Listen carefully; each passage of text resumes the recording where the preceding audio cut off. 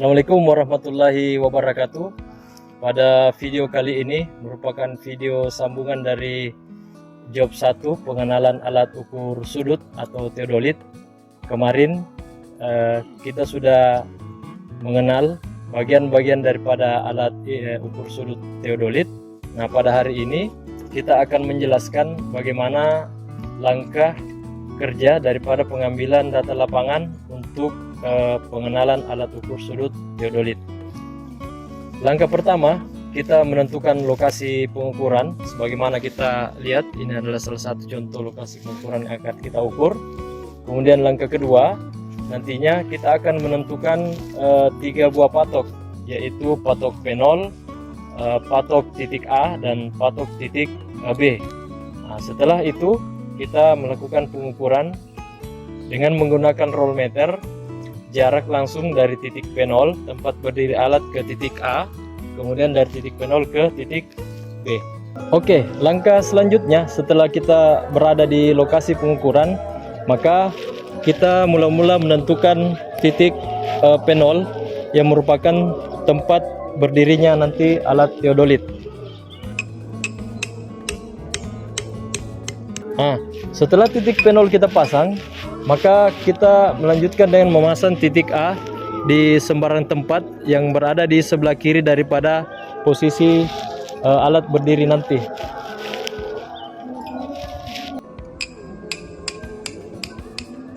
Setelah kita menentukan titik A, maka kemudian kita menentukan posisi titik B, yang mana pada titik B nantinya akan membentuk suatu sudut horizontal yang mungkin melebihi daripada sudut 90 derajat.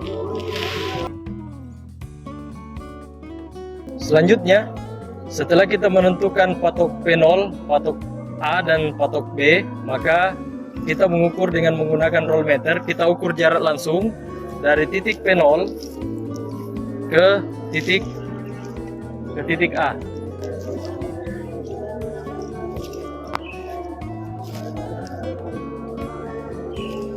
Setelah itu kita catat pada form pengukuran pengenalan alat ukur sudut teodolit. Setelah diukur jarak langsung dari P0 ke A, maka selanjutnya kita mengukur jarak langsung tetap dari titik P0 menuju ke titik E. Dan juga sama, jarak dari P0 ke titik B kita catat pada formulir pengukuran. Baik, langkah selanjutnya setelah kita mengukur jarak langsung dari titik P0 ke A dan dari titik P0 ke B, maka mula-mula kita menempatkan posisi alat pada titik P0. Langkahnya yaitu, pertama, kita mengambil statif atau kaki 3. Cara menaikkan dan menurunkan kaki 3 itu tidak perlu kita lebarkan terlebih dahulu, tetapi kaki 3 ini tetap kita rapatkan. Kemudian kita longgarkan skrup tiap kakinya. Kemudian setelah itu kita angkat secara bersamaan dan kita perkirakan sesuai dengan nantinya tinggi garis bidik kita ketika alat teodolit kita sudah pasang pada statif. Setelah sesuai dengan tinggi yang diinginkan, maka kita kunci satu persatu dari pengunci statif ini, sehingga statif tidak akan turun. Setelah itu kita angkat ke posisi patok P0. Kita perkirakan posisi daripada statif ini berada di tengah-tengah patok dan memperlihatkan bahwa kedudukan daripada landasan statif ini sudah agak datar. Setelah itu kita mengambil alat teodolit. Setelah itu kita buka alat dengan cara membuka sebelah kiri.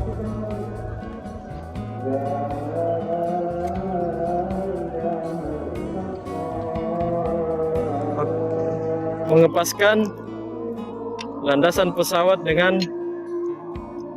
skrup statif.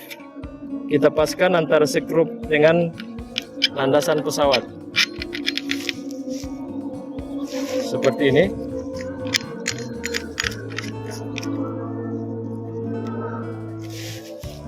Jadi langkah awal yang harus kita lakukan adalah melakukan centering atau center point berupa persyaratan daripada alat teodolit itu sendiri harus tegak lurus ke bawah terhadap patok dan juga datar terhadap kedudukan pesawat. Dengan cara pertama kita mengepaskan posisi secara tegak lurus dengan menggunakan center point, ya. Dari center point ini kita bisa melihat posisi patok yang ada di bawah dengan cara kita melihat ke dalam center point dan mengangkat dua kaki ini untuk mengepaskan di bawah. Jadi satu kaki dari statif ini tetap kita keraskan dulu, kemudian yang kita angkat pada saat kita ingin mengepaskan patok yang ada di bawah dengan pesawat dengan cara mengangkat kedua kaki ini sambil kita melihat ke bawah. Setelah mendekati dari lingkaran dan titik yang ada di bawah, barulah dua kaki ini kita turunkan secara bersamaan dan kemudian kita lepaskan dengan menginjak kaki dari statif. Setelah itu kita kembali melihat ke dalam center point. Di dalam center point ini terdapat lingkaran hitam, dan lingkaran hitam itu kita paskan ke dalam patok dengan cara kita memutar skrup 3, ya. Kita memutar skrup 3 ini.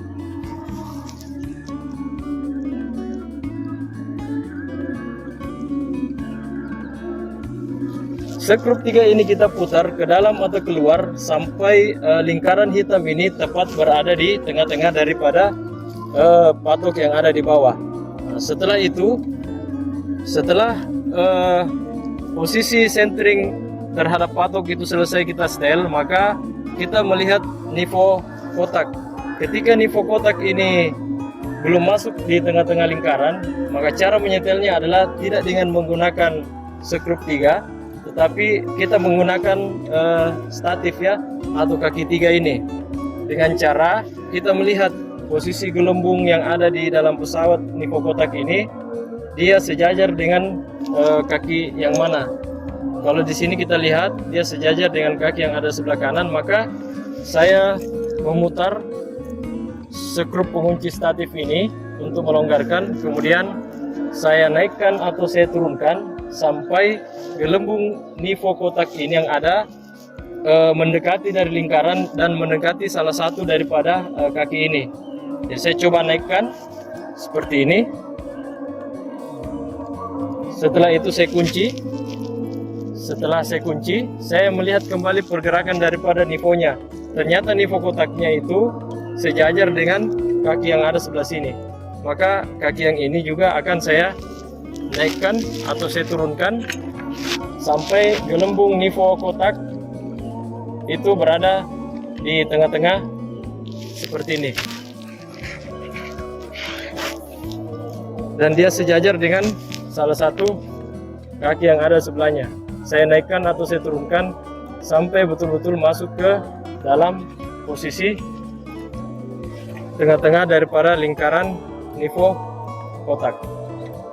Setelah gelembung nifo kotak dan nifo tabung masuk sebagai syarat bahwa alat ini siap untuk dioperasikan, dan centering juga ke patok sudah pas di tengah-tengah patok, maka kita langsung melakukan pengambilan data dengan cara kita menyalakan alat teodolit ini dengan cara menekan power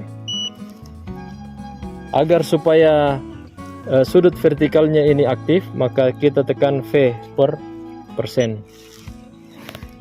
Nah, setelah kedua sudut horizontal dan vertikal ini aktif, maka langsung saja kita melakukan proses pengukuran dengan pengambilan data di titik A.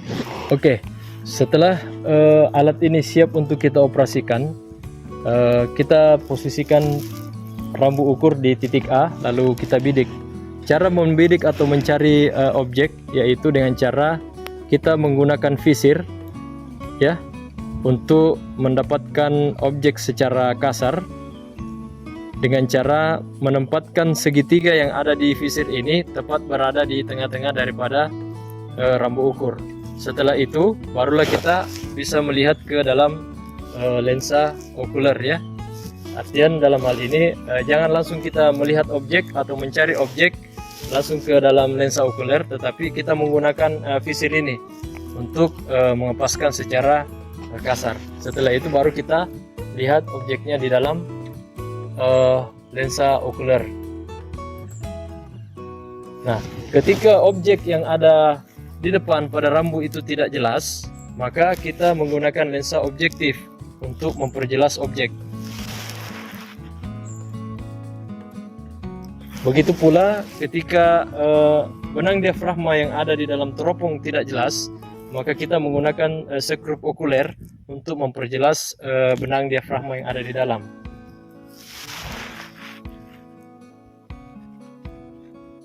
Ya, pada kondisi ini benang diafragma dan objek sudah jelas, maka selanjutnya kita lakukan pembacaan benang atas, benang tengah, dan benang bawah.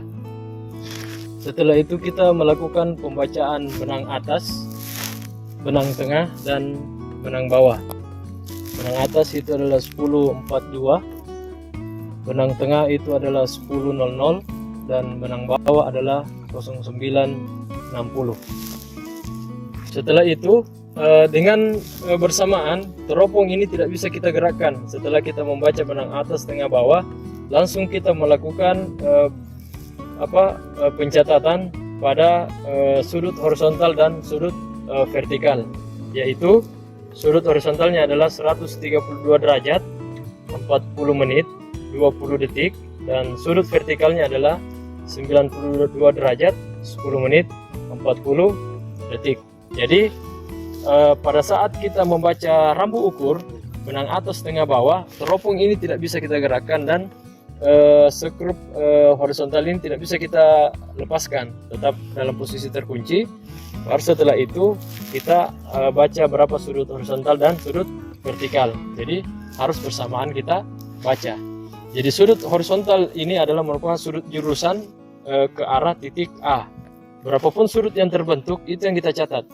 Bisa juga kita nolkan dengan cara menekan nol set. Tapi pada pembelajaran kali ini tidak apa-apa, kita melakukan langsung pembacaan sudut vertikal dan horizontal, dan kita catat pada format pengukuran. Oke, setelah kita melakukan pencatatan sudut horizontal dan vertikal dan pembacaan pada titik A selesai, maka kita melakukan pembacaan pada titik B. Kita buka kunci horizontal dan juga kunci vertikal, bisa dibuka, bisa juga tidak, bisa tetap terkunci. Kita putar pesawat searah dari jarum jam menuju ke titik B. Seperti ini.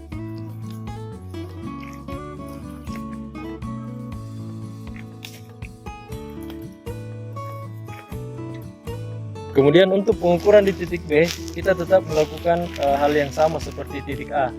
Ketika kita ingin membidik objek, kita tidak langsung masuk ke dalam teropong, akan tetapi tetap kita gunakan visir untuk membidik objek secara kasar, dengan cara tetap menempatkan segitiga yang ada dalam visir ini tepat berada pada rambu ukur, kemudian skrup horizontal kita kunci. Setelah itu barulah kita melihat ke dalam lensa okuler yang ada di dalam teropong. Ketika objek rambu ukur tidak berada di tengah-tengah, maka kita mengepaskan dengan cara menggerakkan penggerak halus, memutar ke atas atau ke bawah, penggerak halus sampai betul-betul posisi dari benang diafragma berada di tengah-tengah rambu. Setelah pas dan siap untuk dibaca, kita lakukan kembali pembacaan benang atas, benang tengah, benang bawah, dan membaca berapa sudut horizontal dan sudut vertikal. Pada titik B, kita melihat yang terbaca adalah benang atas 10.65, benang tengah 10.20, dan benang bawah 9.75. Pada saat yang bersamaan, kita juga langsung melakukan pencatatan untuk sudut horizontal dan sudut vertikal, yaitu 177 derajat 00 menit 20 detik, dan 91 derajat 55 menit 30 detik untuk sudut vertikal. Nah, setelah kita melakukan pembacaan di titik A dan titik B, jangan lupa untuk melakukan pengukuran tinggi alat. Tinggi alat itu kita boleh melakukan pengukuran tinggi pesawat alat ya, dengan menggunakan rambu ukur. Bisa juga kita menggunakan roll meter, tetapi dalam hal ini kita menggunakan rambu ukur. Pada pembacaan ini kita bisa lihat pengukurannya itu berada pada posisi 1495 ya, 1495. Jadi pada pengukuran teodolit kita tetap harus melakukan pengukuran tinggi alat agar supaya kita bisa mendapatkan dan menghitung beda tinggi dari pesawat dan terhadap titik yang kita bidik. Jadi adik-adik mahasiswa sekalian, pada saat melakukan pengukuran jangan sampai kalian lupa untuk melakukan tinggi alat dengan cara menggunakan rambu ukur. Baik adik-adik mahasiswa sekalian, dengan berakhirnya pengambilan data tadi dengan mengambil data benang diafragma, sudut vertikal dan sudut horizontal untuk titik A dan titik B, maka pengambilan data ukur untuk job 1 pengenalan alat ukur teodolit telah selesai. Dan selanjutnya kita kembali ke studio untuk melakukan proses pengolahan data dan penggambaran hasil daripada pengukuran untuk pengenalan alat ukur sudut teodolit.